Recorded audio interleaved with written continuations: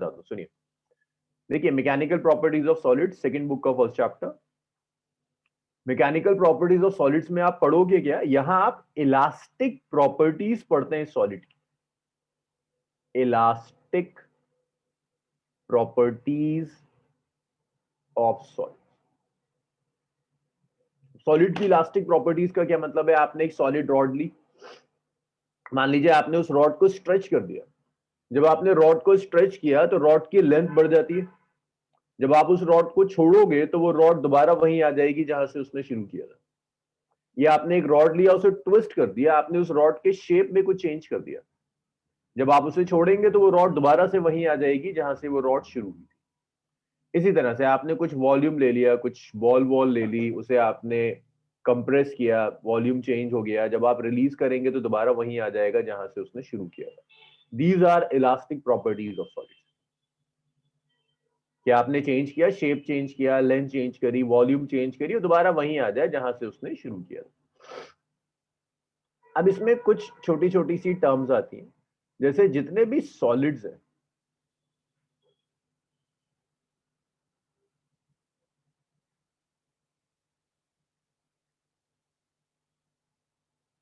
Solid को आप दो पार्ट्स में क्लासिफाई कर सकते हैं। एक हो सकता है इलास्टिक और एक हो सकता है plastic.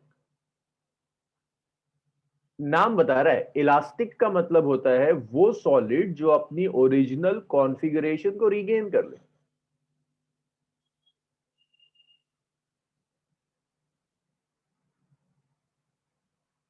Solid which regain its original configuration.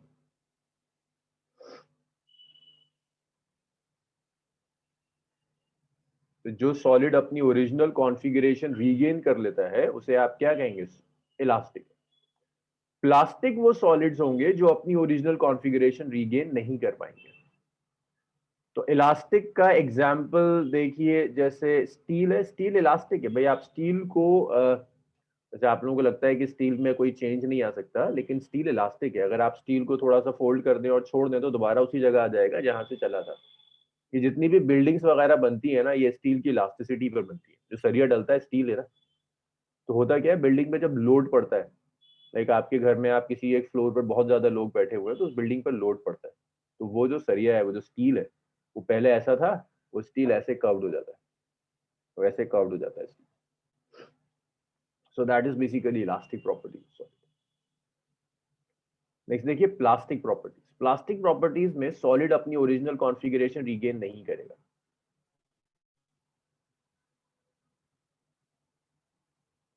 Will not regain its original configuration.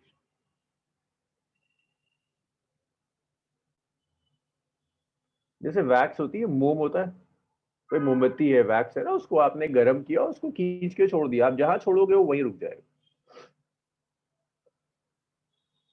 Example wax. ये दो तरह के मटेरियल्स, एक इलास्टिक और एक प्लास्टिक सॉलिड।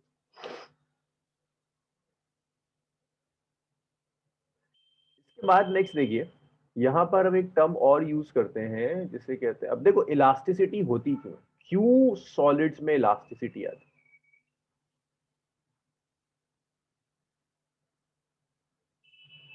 सॉलिड्स में इलास्टिसिटी क्यों आती है, इसके लिए आप स्प्रिंग बॉल मॉडल समझ सकते हैं।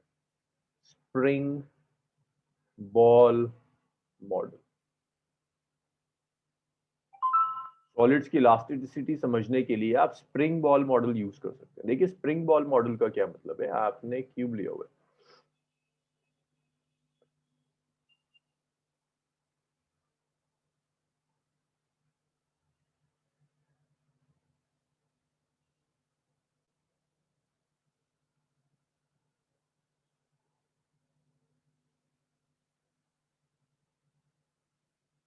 किसी भी सॉलिड को आप ऐसे समझो कि ये क्यूब है और इसमें ये सॉलिड्स में मॉलिक्यूल्स हैं, ये सारे मॉलिक्यूल्स लगे हुए,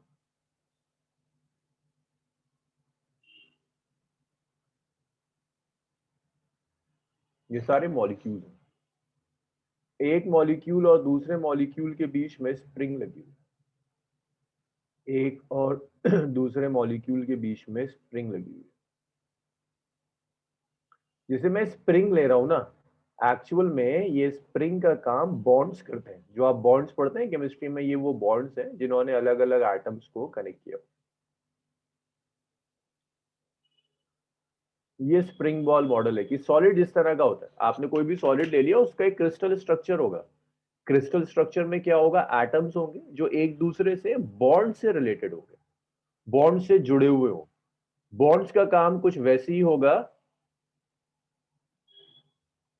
बॉन्ड्स का काम कुछ वैसे ही होगा जैसा काम स्प्रिंग में होता है। क्या हुआ साद?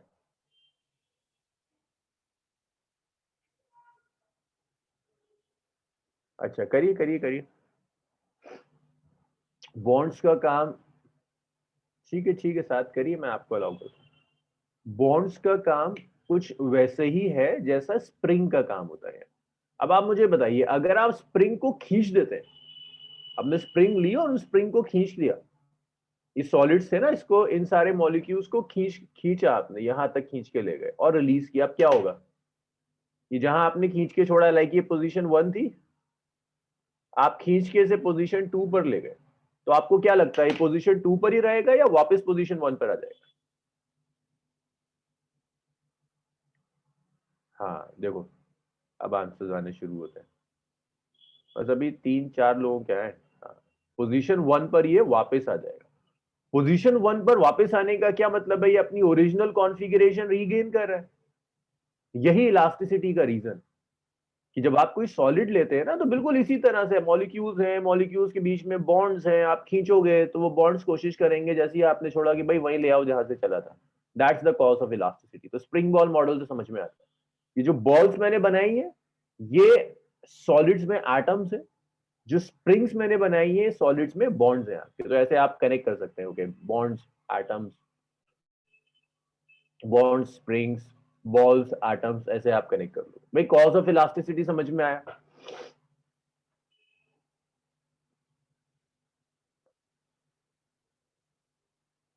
अब इसके बाद एक टर्म और मैं यहां पर यूज करता हूं, जिस टर्म को मैं कहता हूं डिफॉर्मिंग फोर्स। देखिए, डिफॉर्मिंग फोर्स का मतलब क्या है? डिफॉर्मिंग फोर्स वो फोर्सेस हैं जो बॉडी की कॉन्फ़िगरेशन चेंज कर सकते हैं। Force that can change configuration. भाई जब मैं कह रहा हूं ना कॉन्फ़िगरेशन चेंज कर सकती है, तो मैं बहुत सारी चीजें एक साथ कह रहा हूं, एक वर्ड में मैंने बहुत कुछ कह दिया। मैं कह रहा हूं लेंथ चेंज कर सकती है, मैं कह रहा हूँ शेप चेंज कर सकती है, और मैं कह रहा हूँ वॉल्यूम भी चेंज कर सकती है। कॉन्फ़िगरेशन में तीनों चीजें आ जाएंगी। तो जो भी फोर्स कॉन्फ़िगरेशन चेंज कर सकती है, उसे डिफॉर्मिंग फोर्स कहते हैं। एक चीज और होती है, एक और फोर्स काम करती है जिसे हम कहते हैं रीस्टोरिंग फोर्स। अब मुझे नाम, अब जरा नाम पढ़कर मुझे बताओ, आपको क्या लगता है रीस्टोरिंग फोर्स क्या करेगी? कॉन्फ़िगरेशन चेंज करेगी या ओरिजिनल कॉन्फ़िगरेशन रीगेन करने में हेल्प करेगी? क्या लगता है आपको? ये जो रीस्टोरिंग फोर्स है, क्या करेगी? चेंज करेगी या रीगेन करने में हेल्प करेगी? हाँ, वेरी गुड, रीगेन करने में हेल्प करेगी। It's try to re helps to regain original configuration. Force that helps to regain original configuration.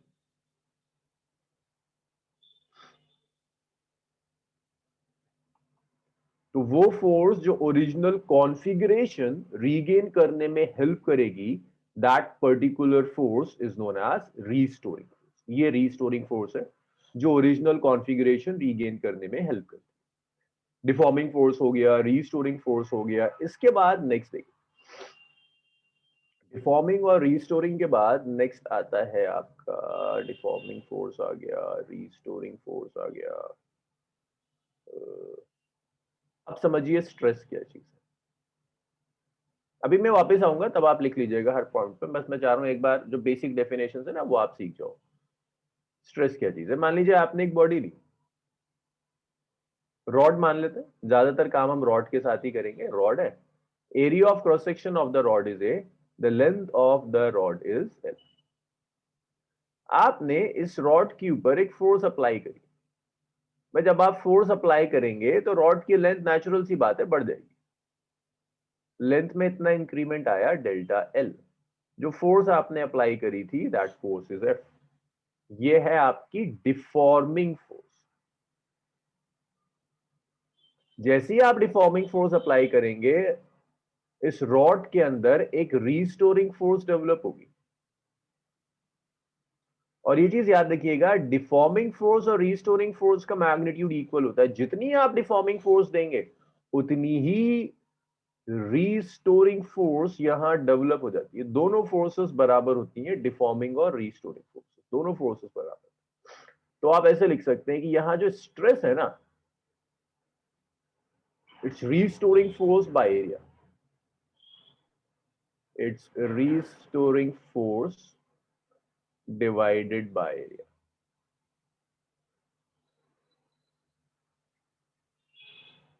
This restoring force divided by area is known as stress.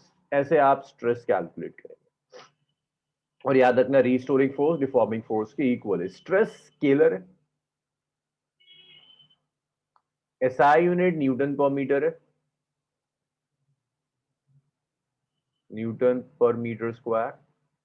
और आप इसे कहोगे this is pascal,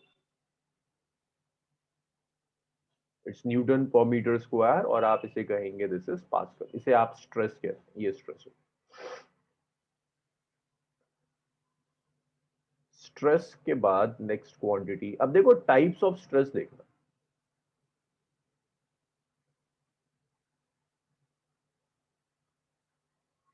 देखो stress को हम text books पढ़ोगे ना तो बड़ी बहुत सारी क्लासिफिकेशंस करते हैं। आप मेजर दो क्लासिफिकेशन याद रखो। स्ट्रेस दो तरह से एक्ट कर सकती है। एक स्ट्रेस नॉर्मल स्ट्रेस होती है, बिल्कुल टाइम दूंगा लिखने के लिए, बस बार सुनते चले जाओ, एक बार सुनते चले जाओ, मैं अभी अभी ला रहा हूँ डेफिनेशन है ना। एक है नॉर्मल स्ट्रेस, बस ये दो चीजें याद रखो। एक है टेंजेंशियल स्ट्रेस। बहुत फर्दर क्लासिफिकेशन करते हैं, नॉर्मल को भी फर्दर दो पार्ट्स में डिवाइड कर देते हैं, जरूरत नहीं है। दो तरह की, एक नॉर्मली एक्ट करती है, एक टेंजेंशियली एक्ट करती है, बस। ये एक्ट करती है परपेंडिकुलर टू सरफेस, और ये एक्ट करती है टेंजेंशियल टू सरफेस। ये दो तरह की स्ट्रेस है आपके पास।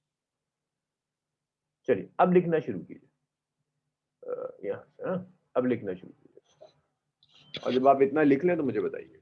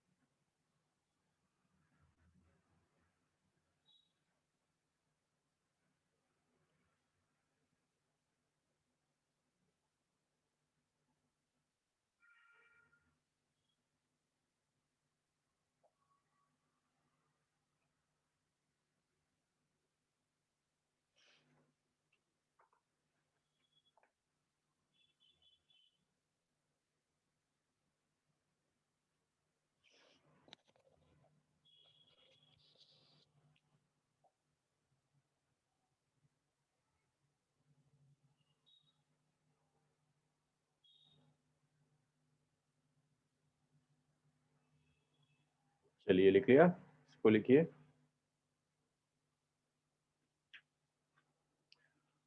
Configuration means length. एक डेफिनेट लेंथ है तो वो एक कॉन्फ़िगरेशन है, एक डेफिनेट वॉल्यूम है तो एक कॉन्फ़िगरेशन है।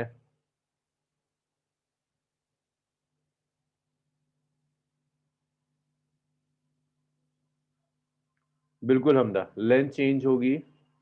अलीना, डिफॉर्मिंग फोर्स डिपेंड करती है आपके ऊपर, आप कितनी फोर्स अप्लाई कर रहे हैं, वो डिफॉर्मिंग फोर्स है। आप जो भी फोर्स अप्लाई कर रहे हैं दैट इज डिफॉर्मिंग फोर्स।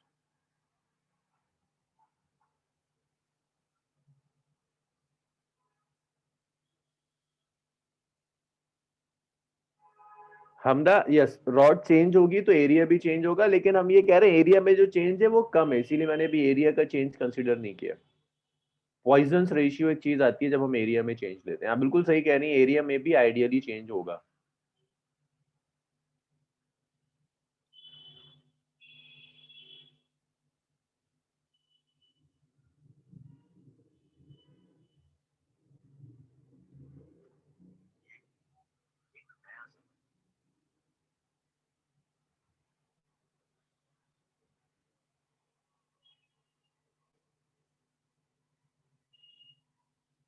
भाई आप लिख लें तो मुझे बताइए, फिर मैं नेक्स्ट स्लाइड पे आता हूँ।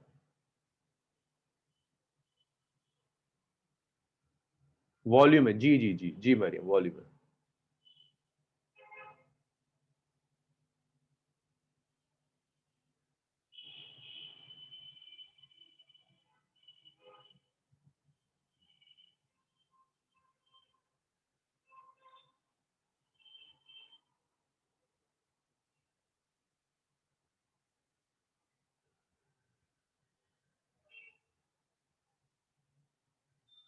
चलिए इसे करिए।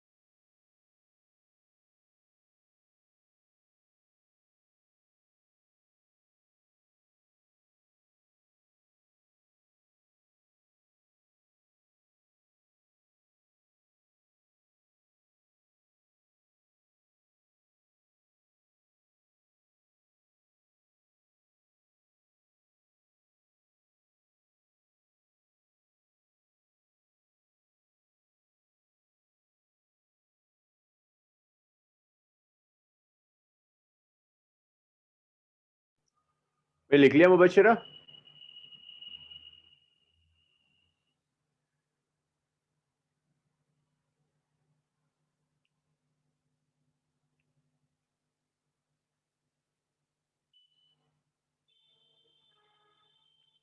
चलिए भाई नेक्स्ट लिखिएगा।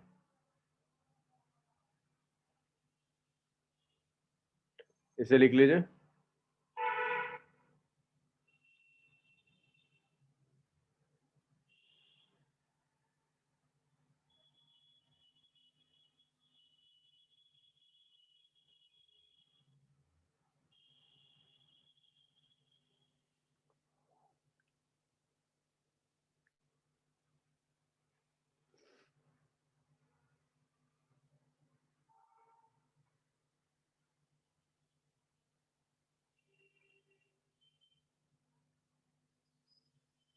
नेक्स्ट देखिए। हाँ मरियम, टेंजेंट हम सरफेस पर ही अप्लाई करेंगे। नहीं नहीं सामिया, बॉडी इसमें ना मूव नहीं कर रही, सारी बॉडी रेस्ट में। ये ऐसा है कि मान लीजिए एक बुक रेस्ट में है, आपने बुक के ऊपर टेंजेंशियल फोर्स अप्लाई कर दी, ऊपर वाली सरफेस के ऊपर। कोई बॉक्स था, बॉक्स को ऊपर सरफेस के पैरेलल आप पुश कर रहे हैं ना। यहाँ आपकी बॉडीज मूव नहीं कर रही, बॉडीज रेस्ट में। चलिए अब देखिए, अब जब आप स्ट्रेस अप्लाई करेंगे तो क्या इफेक्ट पड़ेगा। बॉडी की कॉन्फ़िगरेशन चेंज हो जाएगी, लेंथ चेंज होगी, वॉल्यूम चेंज होगा, शेप चेंज होगा, तो उसे हम कहते हैं स्ट्रेन डेवलप होगी। जब आप स्ट्रेस अप्लाई करेंगे तो स्ट्रेन डेवलप होगी। स्ट्रेन क्या चीज है? It's change in configuration by original configuration. Change in configuration by original configuration. अब ये कॉन्फ़िगरेशन तीन तरह की थी। भाई लेंथ में चेंज हो सकता है तो आप लिखोगे change in length by original length. Shape में चेंज हो सकता है, आप लिखोगे change in shape by original shape. आप वॉल्यूम में चेंज हो सकता है, आप लिखोगे change in volume by original volume. So यहां पर आप लेंथ को लेंथ से, वॉल्यूम को वॉल्यूम से डिवाइड करेंगे। It's a perfectly unitless quantity, इसकी कोई यूनिट नहीं है स्ट्रेन की। स्ट्रेन की कोई यूनिट नहीं है, it's an ideally unitless quantity, जिसको आप स्ट्रेन कहते हैं। स्ट्रेन के बाद आप क्या कर सकते हैं? टाइप्स ऑफ स्ट्रेन देखिए।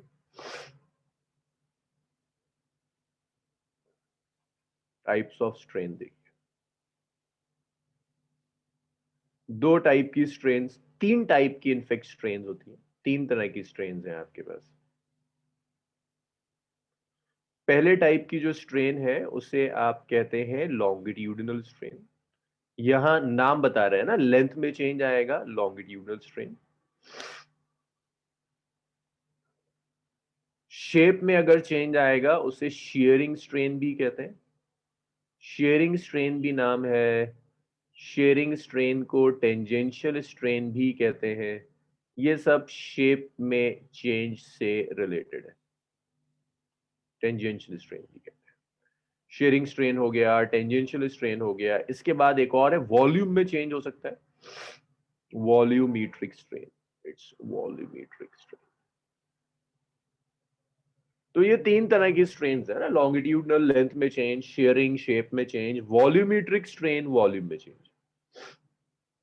तो ये हमने तीन तरह की स्ट्रेन्स ली। अब हम देखेंगे नेक्स्ट की स्ट्रेन में और क्या क्या और चीजें हो सकती हैं। उससे पहले एक चीज, भाई जो मंडे फ्राइडे वाले बच्चे हैं, कुछ बच्चों का मेरे पास मैसेज आया था, सर सैटरडे दो क्लास हो जाती है, इट्स वेरी हैक्टिक, रिवाइज नहीं कर पाते। तो उनका सजेशन ये था कि एक क्लास में संडे रख दूं, सैटरडे जो मैं 2 से 3.5 क्लास लेता हूं उसे मैं संडे शिफ्ट कर दूं। तो क्या कहते हैं आप लोग, संडे अगर मैं उस क्लास को 2:30 बजे से शिफ्ट कर दूं, 2:30 से 4, मॉर्निंग में करूं?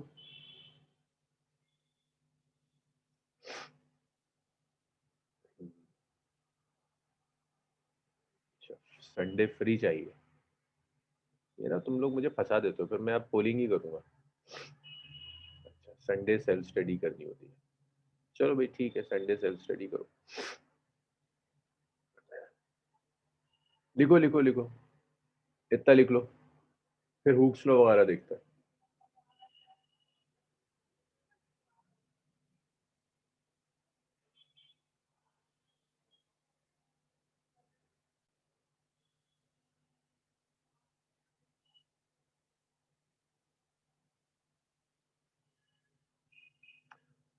सामने बस कॉन्फ़िगरेशन में चेंज होने को, मतलब आप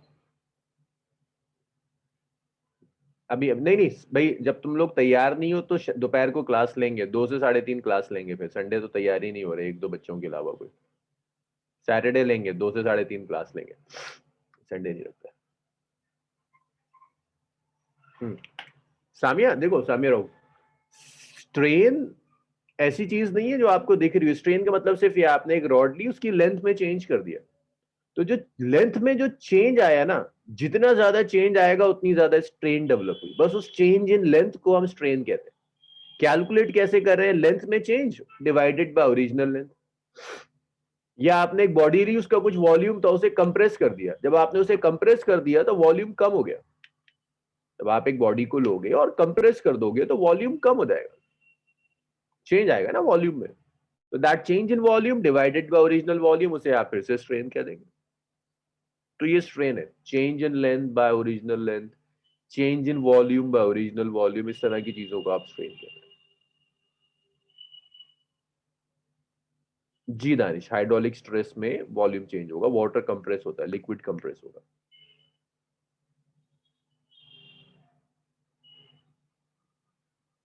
हाइड्रोलिक स्ट्रेस जो है ना, it basically a type of normal stress. बस सिर्फ आप लिक्विड पर स्ट्रेस अप्लाई करो, इसीलिए आप हाइड्रोलिक कह रहे हो। बड़े बड़े फैंसी नेम यूज करते हैं इसमें, कंप्रेसिव यूज कर लेंगे, कहीं हाइड्रोलिक यूज कर लेंगे, लेकिन है ये सिर्फ नॉर्मल या टेंजेंशियल, इन दोनों में आप इसे क्लासिफाई कर सकते हैं। जब ये नॉर्मल स्ट्रेस ये लिक्विड पर एक्ट करती है तो कुछ लोग उसे हाइड्रोलिक लिख देते हैं।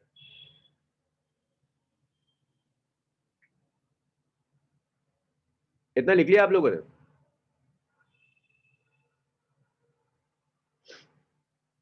अच्छा, बहुत सीधी सीधी सी चीज आपको दिख रही है, अब दिखना शुरू हुआ कि हो क्या रहा है यहाँ पर। स्ट्रेस का मतलब क्या? फोर्स अप्लाई कर रहे हैं कॉन्फ़िगरेशन चेंज करने के लिए, लेंथ चेंज कर रहे हैं, वॉल्यूम चेंज कर रहे हैं, शेप चेंज कर रहे हैं।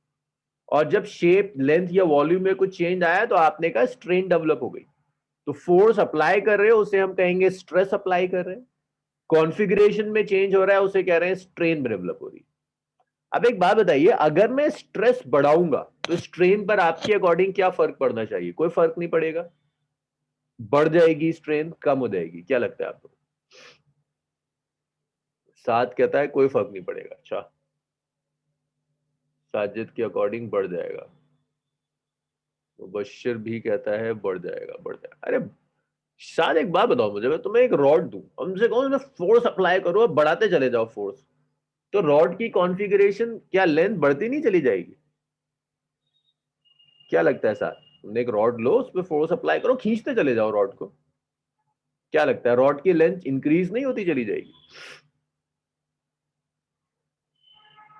बढ़ेगी ना सर? फोर्स अप्लाई करोगे तो लेंथ बढ़ती चली जाएगी, कॉन्फ़िगरेशन बढ़ती चली जाएगी, बीच स्ट्रेन बढ़ता चला जाएगा। Hooke's law.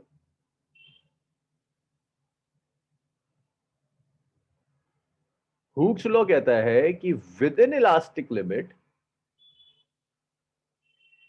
within elastic limit, stress is proportional to strain। Stress और स्ट्रेन डायरेक्टली प्रोपोर्शनल है। Within elastic limit stress is proportional to strain. जब आप प्रोपोर्शनलिटी का साइन हटाएंगे तो आप लिख सकते हैं stress is equal to some E type strain. Directly proportional means graph का शेप देखो, अगर ये डायरेक्टली प्रोपोर्शनल है ना, तो जब तुम ग्राफ प्लॉट करोगे, this is stress, this is strain, strain graph, तो वाई एक्सिस पे मैंने स्ट्रेस लिया, एक्स एक्सिस पे मैंने स्ट्रेन ले लिया। स्ट्रेस स्ट्रेन ग्राफ जो आ जाएगा, that graph will be a straight line. This is straight line graph, बिल्कुल स्ट्रेस स्ट्रेन ग्राफ एक स्ट्रेट लाइन चला जाएगा सीधा हो। और आप यहां से ई लिख सकते हैं कि ई जो आएगा that is stress divided by strain. अब ये जो ई आया ना, इस ई को कहते हैं मॉडुलस ऑफ इलास्टिसिटी। अब मैथमेटिकली तो समझ में आ गया, रेशियो है। अब फिजिकली समझो, मॉडुलस ऑफ इलास्टिसिटी डिसाइड किया करता है। मॉडुलस ऑफ इलास्टिसिटी सिर्फ ये बताता है कि भाई अलग अलग मटेरियल पर जब स्ट्रेस अप्लाई करोगे तो स्ट्रेन कितनी डेवलप होगी। एक बड़ा हल्का सा मटेरियल है, बहुत सॉफ्ट मटेरियल है, उसमें स्ट्रेस अप्लाई करी ज्यादा स्ट्रेन डेवलप होगा। एक बहुत टफ मटेरियल है, उसमें ज्यादा स्ट्रेस अप्लाई भी करोगे तब भी स्ट्रेन कम डेवलप होगा। ऐसी है ना? सॉफ्ट मटेरियल है अगर आपके पास, आपने उस पर स्ट्रेस अप्लाई करी, थोड़ी सी स्ट्रेन डेवलप हुई। लेकिन एक बड़ा टफ मटेरियल है, उस पर बहुत स्ट्रेस भी अप्लाई करोगे तो ज्यादा स्ट्रेन डेवलप होगी, सॉरी कम स्ट्रेन डेवलप होगी। तो मटेरियल कैसे अफेक्ट करता है किसी भी बॉडी में स्ट्रेस और स्ट्रेन को, that is given by modulus of elasticity.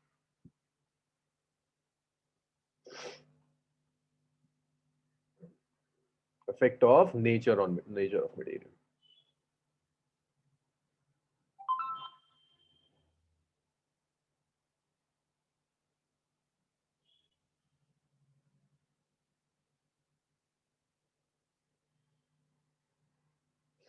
Elasticity पे नेचर ऑफ मटेरियल कैसे अफेक्ट करेगा, that is given by modulus of elasticity, जो आपको हुक्स लॉ देता है। Stress and strain are directly proportional. अब देखिए, मॉडुलस ऑफ इलास्टिसिटी की भी कई टाइप्स है। तीन तरह की स्ट्रेन थी ना, लेंथ में चेंज आ रहा था, वॉल्यूम में चेंज आ रहा था, शेप में चेंज आ रहा था। तो तीन तरह के modulus of elasticity, types of modulus of elasticity, types of modulus of elasticity. तो तीन टाइप्स हैं मॉडुलस ऑफ इलास्टिसिटी के। पहला है यंग्स मॉडुलस,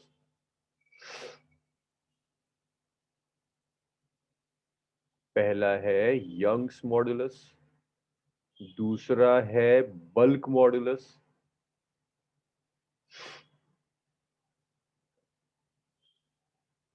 तीसरा आता है shear modulus, modulus of rigidity भी कहते हैं। This is shear modulus,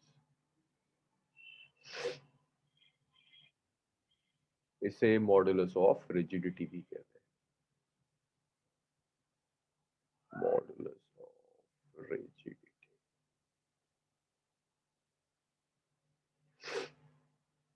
ये रिलेटेड है लेंथ में चेंज से, ये चेंज इन लेंथ से रिलेटेड है, ये चेंज इन वॉल्यूम से रिलेटेड है,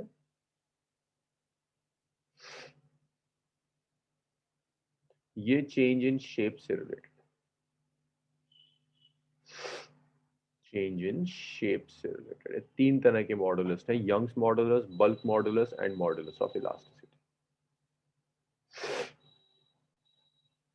चलिए लिखिए सर, जो टाइम बताया था हर्षित, 9 बताया था ना, 9 AM।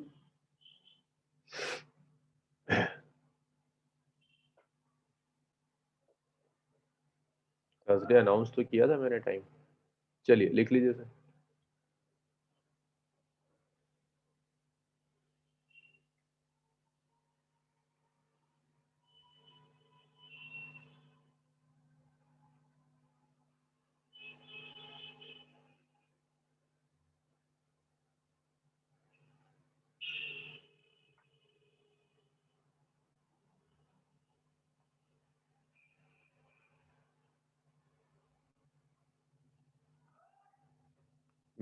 नाइन बताया था हमजा, हर सैटरडे 9 होती है। वेव्स में हमने बीट्स के न्यूमेरिकल्स कर लिए थे और उसके बाद सॉलिड्स हुए।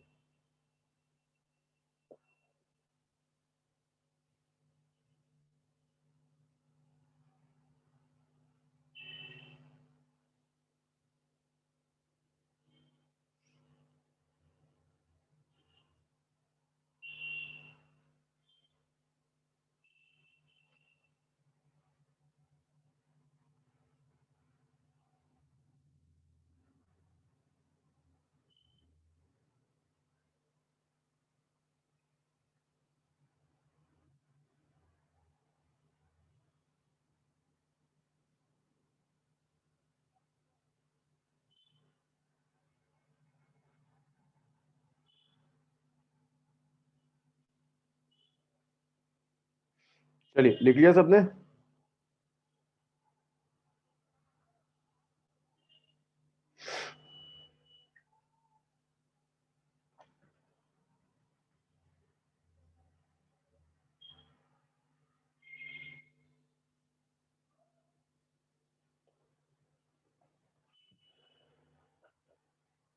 नेक्स्ट देखिए, Young's modulus.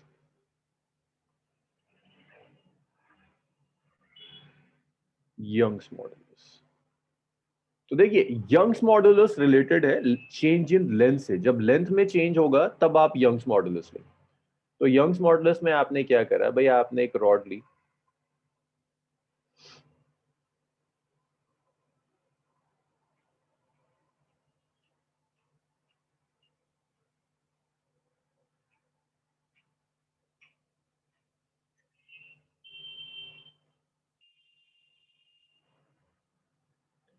area of the cross section of the rod is a, length of the rod is a।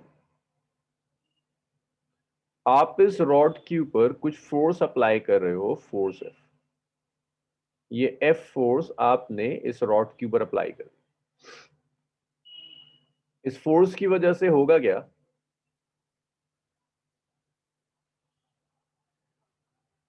जब आप फोर्स अप्लाई करेंगे, फोर्स अप्लाई करने की वजह से रॉड की लेंथ बढ़ जाएगी।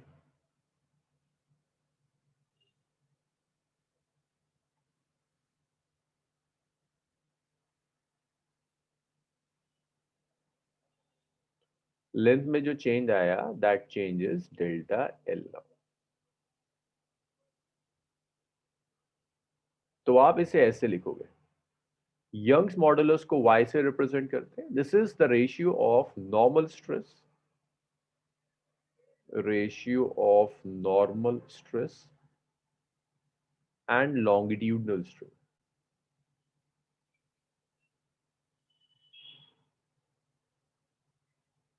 नॉर्मल स्ट्रेस और लॉन्गिट्यूडनल स्ट्रेन का जो रेशियो होगा उसे आप यंग्स मॉडुलस कहेंगे।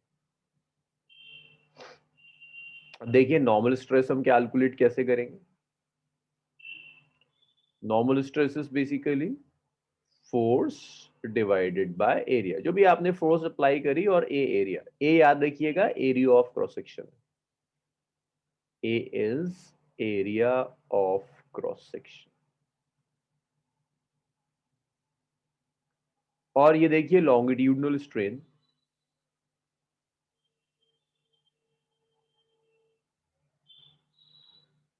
longitudinal strain. Longitudinal strain is change in length divided by original length.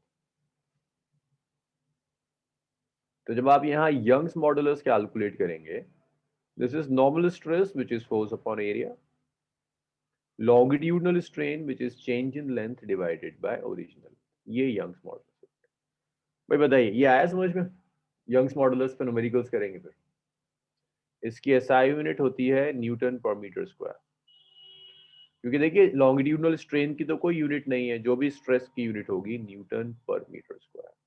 और इसे आप ऐसे भी लिख सकते हैं, it's S I unit is pascal. जैसे हर मटेरियल की डेंसिटी कांस्टेंट होती है, ऐसे ही हर मटेरियल का यंग्स मॉडुलस भी कांस्टेंट होगा। इतना लिखा आप लोगों ने।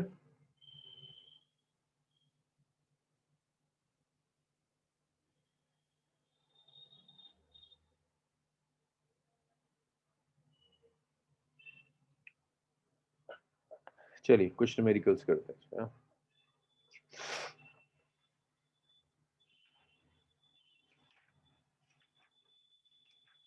देखो यहाँ पर जो सबसे ज्यादा क्वेश्चंस आते हैं ना वो यंग्स मॉडुलस से ही आते हैं। तो एक तो फॉर्मूला बेस्ड न्यूमेरिकल होता है, y दे देगा, a दे देगा, f दे देगा। मैं फॉर्मूला बेस्ड तो नहीं करा रहा आपको।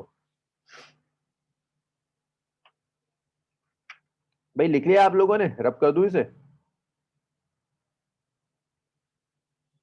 यार रुको, एक फॉर्मूला बेस्ड ही कर लो फिर उसके बाद घुमाएंगे।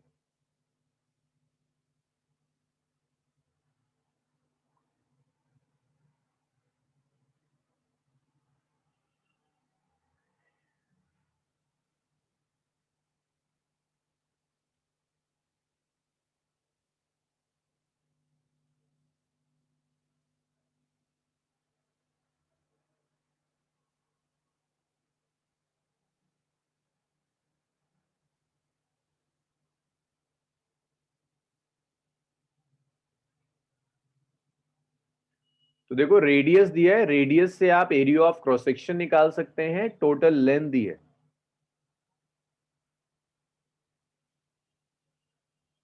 फोर्स दिया आपको 100 किलो न्यूटन। भाई किलो हटा लेना, 10⁻³ से मल्टीप्लाई कर कर।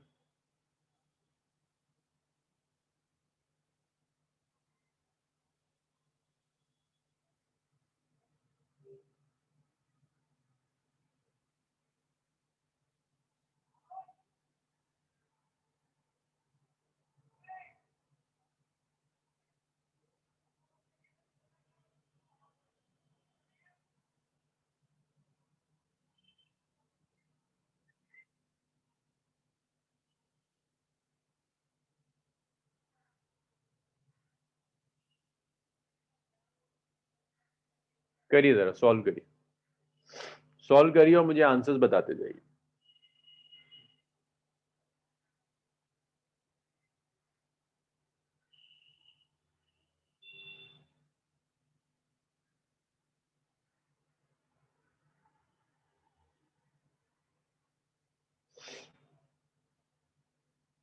करिए, आराम से सॉल्व करिए।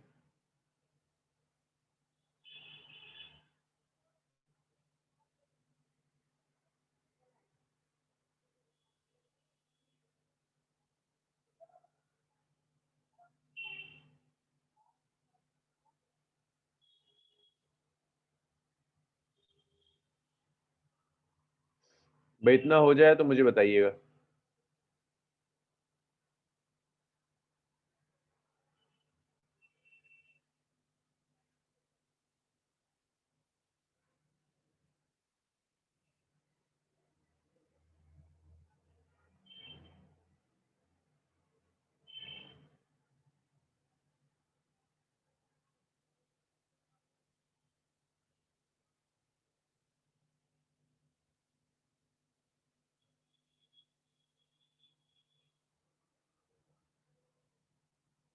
करिए करिए, अभी देखते हैं।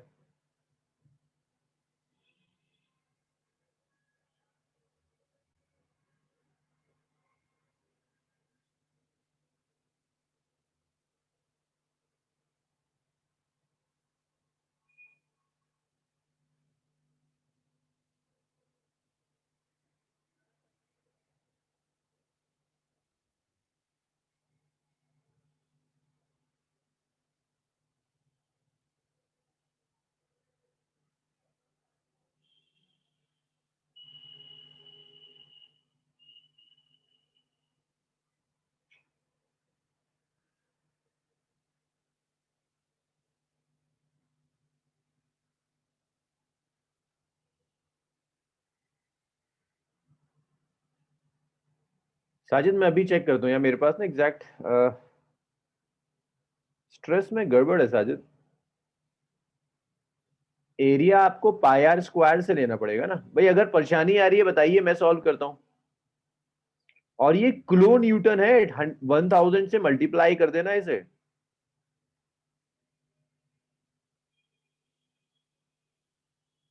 किलो न्यूटन है, इसे 1000 से मल्टीप्लाई कर देना।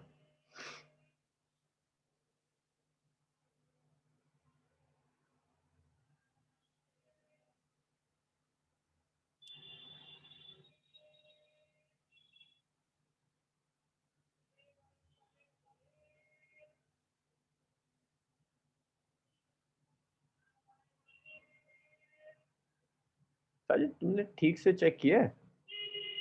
एमएम में दिया था रेडियस, उसे कन्वर्ट किया है आपने?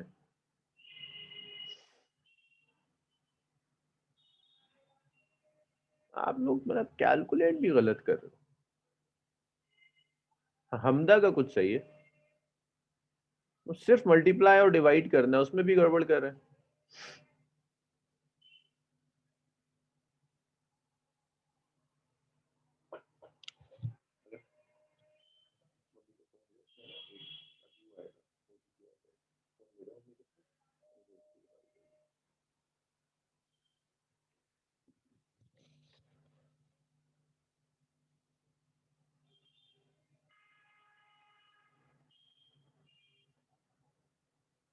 ठीक है हमदा, आपका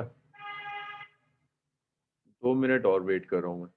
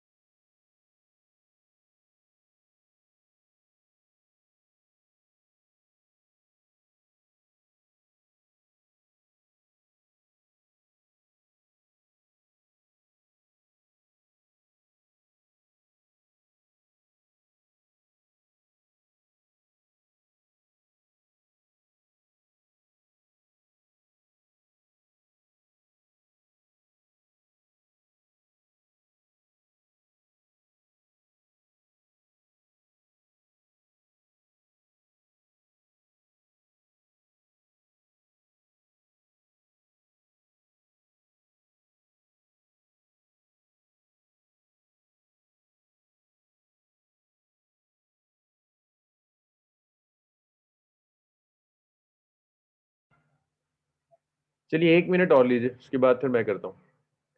1 मिनट और लीजिए, फिर मैं सॉल्व करता हूँ।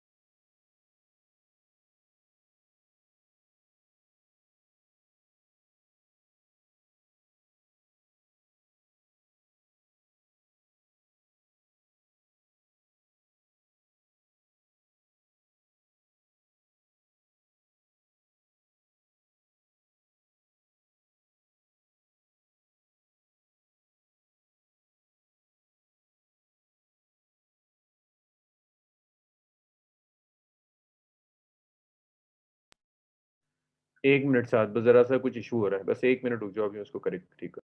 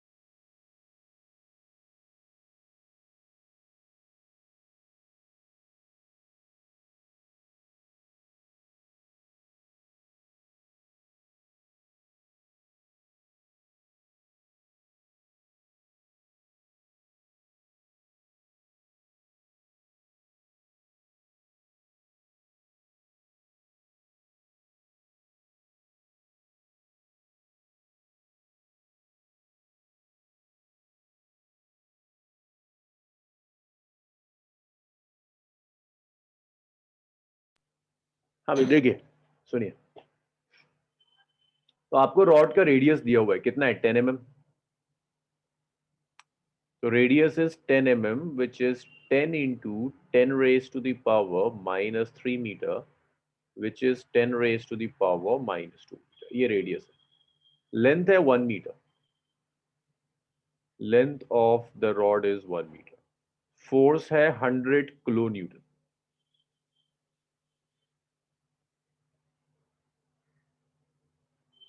means 100 into 1000, which is 10 raised to the power 5. आप यहां से एरिया ऑफ क्रॉस सेक्शन निकाल लीजिए, पाई आर स्क्वायर होता है. So its pi r is 10 raised to the power minus 2 square, which is 10 raised to the power minus 4 pi. ये area है इतना metre square. So first part देखिए, stress आपको calculate करना है ना. स्ट्रेस आप लिख सकते हैं, इट्स फोर्स अपॉन एरिया. हाँ मरियम, हम यहाँ ना जब भी हम लेते हैं, देखो मैंने लिखा भी था कहीं कि एरिया ऑफ क्रॉस सेक्शन लेते हैं.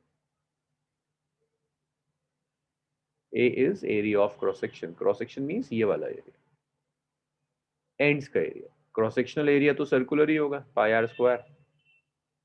ये ना, ये आपकी यहाँ मैं ड्रॉ कर देता हूँ, ये रॉड है, ये वाला एरिया लेते हैं ना क्रॉस सेक्शनल एरिया. तो फोर्स है आपकी 10 raise to the power 5, area है pi into 10 raise to the power minus 4, which is 10 raise to the power 9 divided by pi newton. तो एक तो ये 7 का शायद ठीक है, और किसका सही है, ये हमदा का, अलीना का सही आया था, हम हर्षित का सही आया था, हमदा का सही आया था. बस ऐसे स्ट्रेस आपने कैलकुलेट कीजिए. सेकंड वो कह रहा है स्ट्रेन. तो देखिए यंग्स मॉडुलस होता क्या है, Young's modulus is simply the ratio of stress and strain. Stress और स्ट्रेन के रेशियो को आप यंग्स मॉडुलस कहते हैं. तो यहां से आप लिख सकते हैं ना कि ये जो स्ट्रेन होगा, that strain is basically stress divided by Young's modulus. So यहाँ स्ट्रेस कितना डेवलप हो रहा है, स्ट्रेस है आपका, ये आपने स्ट्रेस कैलकुलेट कर लिया, 10 raised to the power 9 divided by pi. Young's modulus दिया हुआ है 2 into 10 raised power 11. It's 2 into 10 raised to the power 11. तो ये आ गया 1 by 2 pi into 10 raised to the power minus 2 Newton पर मीटर स्क्वायर. ये स्ट्रेन आ गया. अब इसके बाद स्ट्रेस आ गया, स्ट्रेन आ गया. अब वो कह रहा है, अच्छा ये तो मैंने सी पार्ट सॉल्व कर दिया. B part elongation. इलोंगेशन का मतलब है डेल्टा एल पूछ रहा है. तो भाई आपको ये याद होना चाहिए कि स्ट्रेन जो होता है, it's change in configuration by original configuration. तो डेल्टा एल क्या आ जाएगा, डेल्टा एल आ जाएगा स्ट्रेन मल्टीप्लाइड बाय एल. तो डेल्टा एल आ गया, स्ट्रेन कितना है, ये रहा 10 raise to the power minus 2 by 2 pi. और एल कितनी है, लेंथ कितनी है, 1 मीटर. इतने मीटर का चेंज इन इलोंगेशन आएगा. भाई बताइए ये आया समझ में? तो हम एक न्यूमेरिकल पर और आते हैं आगे.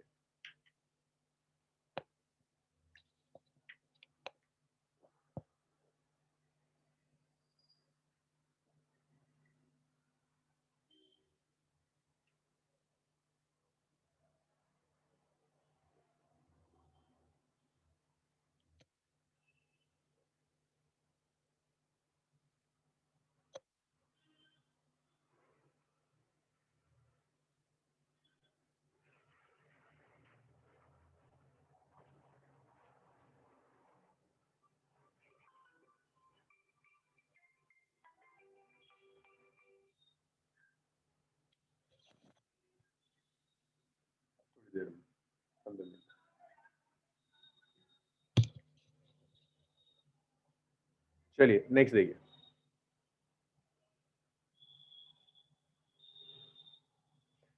नेक्स्ट क्वेश्चन में बैक टू बैक दो रॉड लगी हुई है.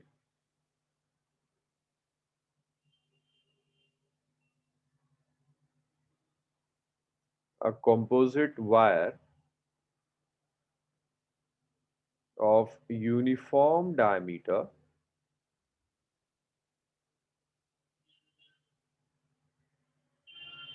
3 mm consisting of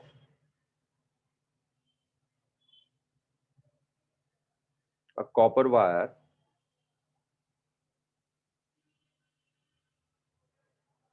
of length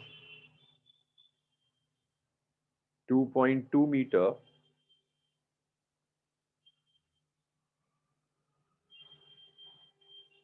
and steel wire 1.6 meter stretch under a load by 0.7 mm.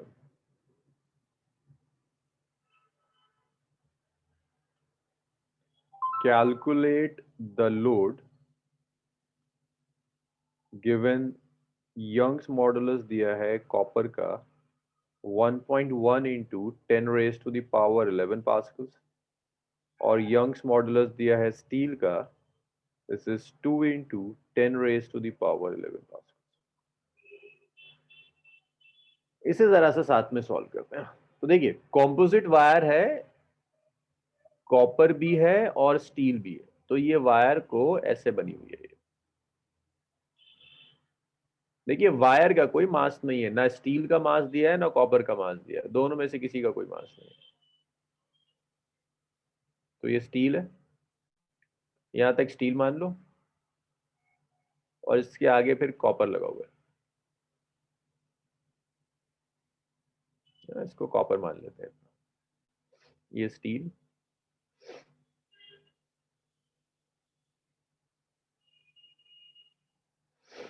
ये कॉपर।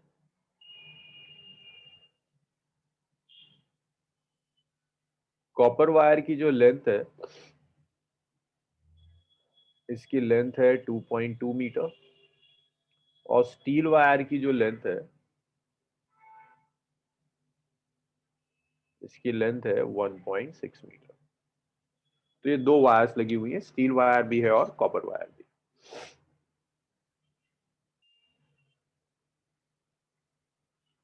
तो आप ऐसे लिख सकते हैं लेंथ जो है स्टील वायर की दैट इज 1.6 मीटर। या इसको तो लिखा ही हुआ है आपके पास।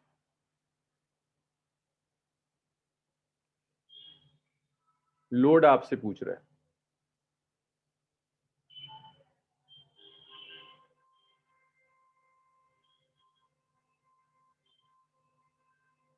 और ये जो आपको दिया है ना 0.7 mm, अब देखिए जब आप यहां पर कुछ लोड अप्लाई करेंगे, है ना, कुछ फोर्स अप्लाई करेंगे, तो लोड अप्लाई करने से क्या होगा, दोनों वायर स्ट्रेच होंगी, स्टील वायर भी स्ट्रेच होगी और कॉपर वायर भी स्ट्रेच होगी। तो स्टील वायर में जो स्ट्रेच है that's delta L S, copper wire में जो स्ट्रेच होगा डेल्टा एल सी। इन दोनों को जब आप सम अप करेंगे दिस इज 0.7 mm। तो इसे आप लिख सकते हैं this is change in length of steel wire, change in length of copper wire, it's 0.7 into 10 raised to the power minus 3 meter, that's first equation। तो ये composite length स्टील वायर और copper wire की length में add करके जो change होगा that's 0.7 into 10 raised power minus 3। अब आपसे लोड पूछ रहा है, आपको नहीं पता है स्टील में कितना है कॉपर में कितना है, आपको कॉम्पोजिट पता है। तो आप इसको ऐसे स्टार्ट करोगे, देखिए Young's modulus of steel is force divided by area, change in length of steel multiplied by original length of steel। तो यहां से आपने change in length of steel निकाल दिया, स्टील की लेंथ में जो चेंज आया ये आया force into length of steel divided by area multiplied by Young's modulus of steel. अब आप अगर वैल्यूज रखें, यहाँ फोर्स कितनी है, फोर्स तो हमें कैलकुलेट करनी है, इसको यहीं छोड़ देते हैं, दैट इज इक्वेशन नंबर 2। इसी तरह से अगर आप कॉपर के लिए लिखना चाहते हो, Young's modulus of copper is force upon copper, area of copper, change in length of copper, length of copper. तो यहां से आप change in length of copper निकाल सकते हैं, force divided by area Young's modulus of copper और ये LC, that's equation number 3। यहां से change in length of steel आ गया, सब्स्टिट्यूट कर दो, change in length of copper आ गया, सब्स्टिट्यूट कर दो। तो जब आप ये सब्स्टिट्यूशंस करेंगे you will get force into length of steel divided by area into Young's modulus of steel plus force into length of copper by area into Young's modulus of copper। और इन दोनों का सम आ रहा है 0.7 into 10 raise to the power -3। अब सबकी value रख दीजिए, देखिए एफ के अलावा सब कुछ पता है आपको, LS by AYS, length of copper by AYC is equal to 0.7 into 10 raised power minus 3. अब एरिया ऑफ क्रॉस सेक्शन को आप पाई आर स्क्वायर लिख सकते हैं, तो ये आ जाएगा LS by pi R square. देखिए ए कॉमन आ जाएगा, मैं ए बाहर कॉमन ले जा रहा हूं, वैसे मैं यही कॉमन ले लूं तो अच्छा है, ये ए भी कॉमन आ जाएगा ना दोनों में से, ये भी हट गया। और ए को आप पाई आर स्क्वायर लिख सकते हैं, area of cross section of rod is pi r square, ls by ys, lc by yc, which is 0.7 into 10 raised to the power minus 3. Values रख दीजिए, फोर्स बाय पाई, रेडियस कितना आ जाएगा, radius आ जाएगा, diameter दिया है 3 mm, तो radius आ जाएगा 1.5 mm, तो 1.5 mm है 10 raise to the power minus 3 square. Length of steel, steel की लेंथ कितनी है 1.6। Young's modulus of steel. Young's modulus of steel is this, 2 into 10 raised power 11.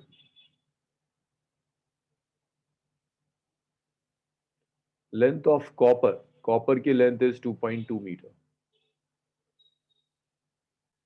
Young's modulus of copper, which is 1.1 into 10 raised power 11.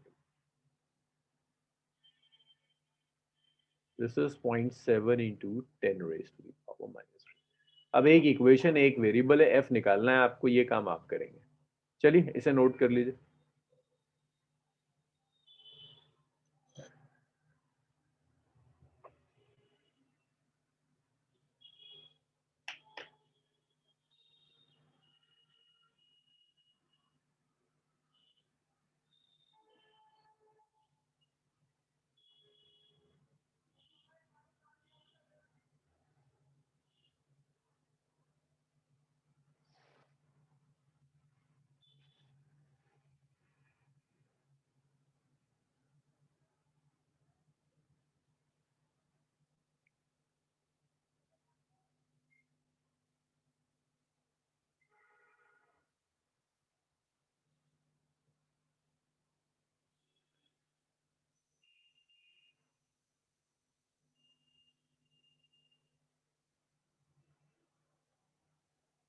गलत आ रहा है अर्षद।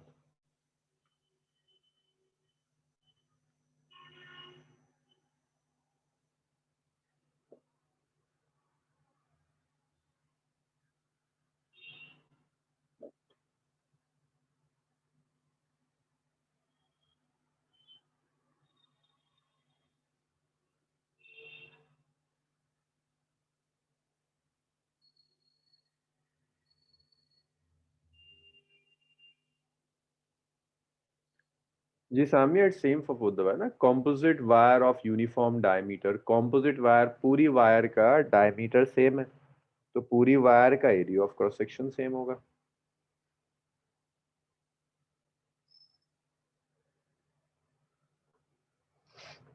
भाई इतना लिखा आप लोगों ने?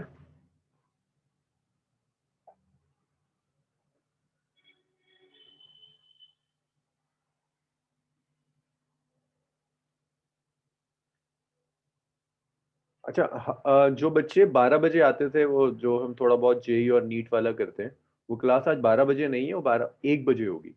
सेम मीटिंग आईडी, 1 बजे वो क्लास होगी। तो हमजा, अलीना, ये जो बच्चे आते हैं, 1 बजे वो क्लास होगी, 12 बजे नहीं। ठीक है।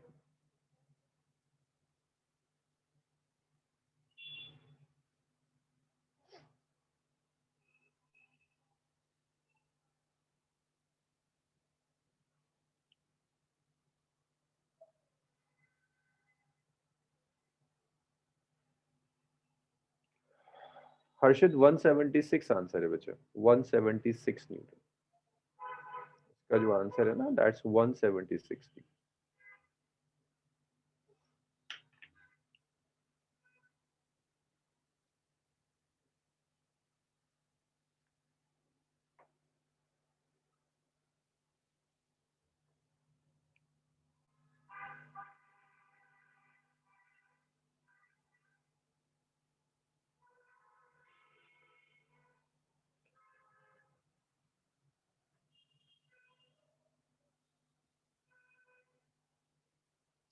चलिए इसे आज हम यहीं छोड़ते हैं। अब बस मुझे एक क्लास और चाहिए सॉलिड्स के लिए, तो जो मंडे वाली क्लास होगी उसमें हम होपफुली सॉलिड्स कंप्लीट कर लेंगे, और वेव्स का जो पोर्शन सॉलिड से रिलेटेड है वो भी मंडे कंप्लीट हो जाएगा। ट्यूसडे से फिर हम लास्ट टॉपिक फ्लूइड स्टार्ट कर दें। चलिए यहीं छोड़ते हैं आज।